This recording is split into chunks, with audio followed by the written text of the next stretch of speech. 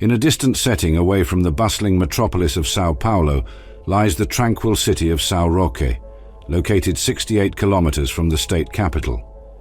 In this peaceful corner, the story of Karina Roque, an 18-year-old girl, unfolded alongside her mother, Daniela Cordeiro da Silva, aged 39, and her younger brother, the lively Michael, a mere 5 years old.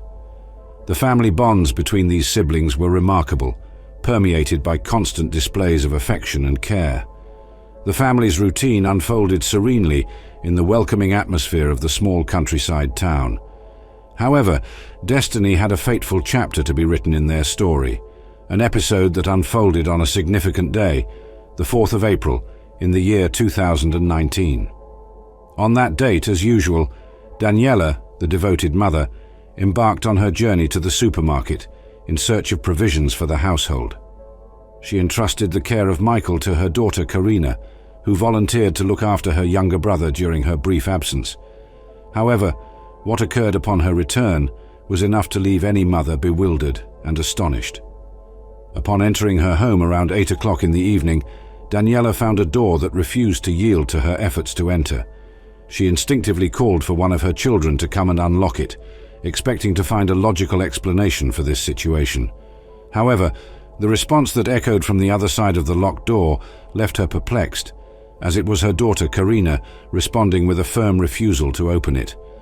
Confusion and fear gripped Daniela, who wondered about the reasons that led her daughter to act in such an unexpected manner. The truth that lay behind that locked door was like a terrible nightmare, something she could never have imagined witnessing. The Roque family had always been known for their harmony and mutual love, and this unusual event disrupted the normality they had enjoyed until then. The mother, who had always cared for Michael with great devotion since the day of his birth, could not comprehend what had triggered this atypical situation. Welcome to the Criminal Chronicles channel. If you're fascinated by inexplicable mysteries and intriguing challenges, you've come to the right place. Welcome to another video full of sinister enigmas and stories that will captivate you from start to finish. If you love unraveling intriguing cases and diving into mysterious narratives, don't waste any time and join us right now. Subscribe to the channel and turn on notifications so you don't miss any details of the mysteries we're going to explore together from now on. And of course, if you can give that like right at the beginning of the video, know that it makes all the difference in allowing me to continue bringing engaging content to you. Let's dive headfirst into another intriguing journey. Here we go. On that fateful night, when Daniela, the mother, headed to the local supermarket, a somber and desperate atmosphere enveloped the Roque family's residence, resonating in the attentive minds of the neighbors. Surprisingly, the police were not called at this crucial moment. However, as time passed and Daniela's unease grew, an instinctive decision was made to seek help from her brother-in-law, who lived not too far away. With urgency, the brother-in-law arrived at the scene, both united by the palpable concern in the air. They stood before the locked door, and the voice that responded from the other side revealed something deeply unsettling. Karina, the daughter, claimed that Daniela was not her mother. Instead, her name was Sabrina. The mystery deepened with every uttered word. This wasn't the first time Karina had exhibited this strange behavior. About a week prior, the young girl had grown quiet and proclaimed the name Sabrina. At that moment, Daniela hadn't been alarmed, presuming it was a typical manifestation of adolescence, or perhaps influenced by some witchcraft series on Netflix. However, hearing the same name once again, coupled with her daughter's increasingly bizarre behavior, raised a red flag in her mind, and her concern for the well-being of her son Michael grew, exhausting her patience to handle Karina's disjointed words. Karina's uncle, recognizing the gravity of the situation, made the extreme decision to forcefully kick down the door. Once inside the house, he found himself under attack by his own niece, who was hurling objects in his direction, causing a considerable head injury. It took an intense battle, with the help of other family members, to finally subdue Karina, holding her in restraint until the authorities arrived. Inside the house, a horrifying scene awaited Daniela, who collapsed before it. In the center of a circle of black candles lay the mutilated body of her son, Michael. The arrival of the police at the scene marked the beginning of a shocking turn of events. Karina was detained and taken immediately to the local police station, where her tongue maintained an unyielding silence, refusing to answer any questions. However, after a dark period of silence, she finally cracked and revealed the gruesome horrors she had inflicted upon her own 5-year-old brother. She confessed, detailing each heinous act with disturbing calm. Karina described how she had inflicted torture and mutilation upon Michael, including burns on his hands and feet to mimic the stigmata of Christ, strangulation, and the slashing of his throat, among other perverse acts. As she recounted these atrocities, she claimed that it was all part of a diabolical fantasy she had meticulously planned in the days leading up to the crime.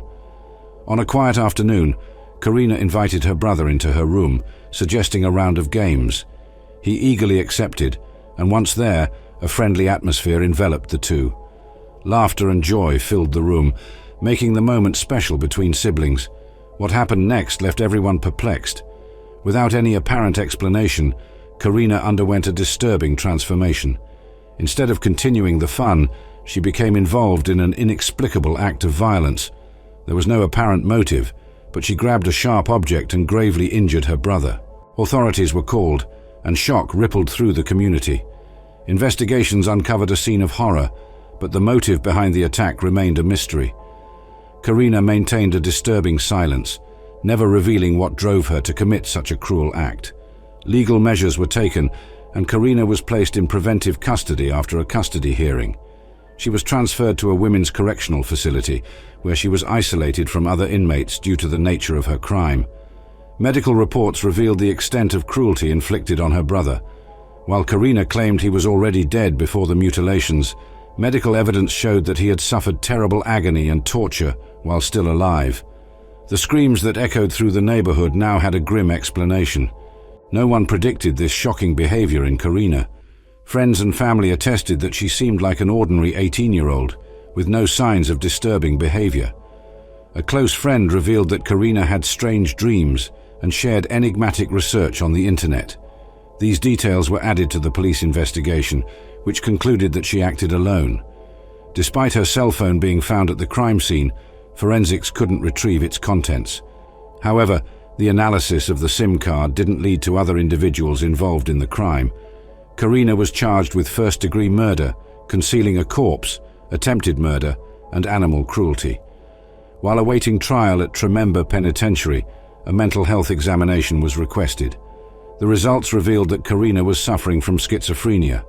According to the Brazilian Penal Code, she was deemed legally insane, meaning she couldn't be held criminally responsible for her actions.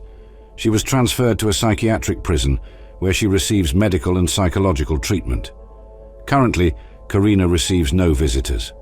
Her family and neighbors have remained perplexed and distant since the incident, and the community continues to question what happened on that fateful afternoon. And thus, we conclude another fascinating dive into the shadows of the world of crimes and mysteries.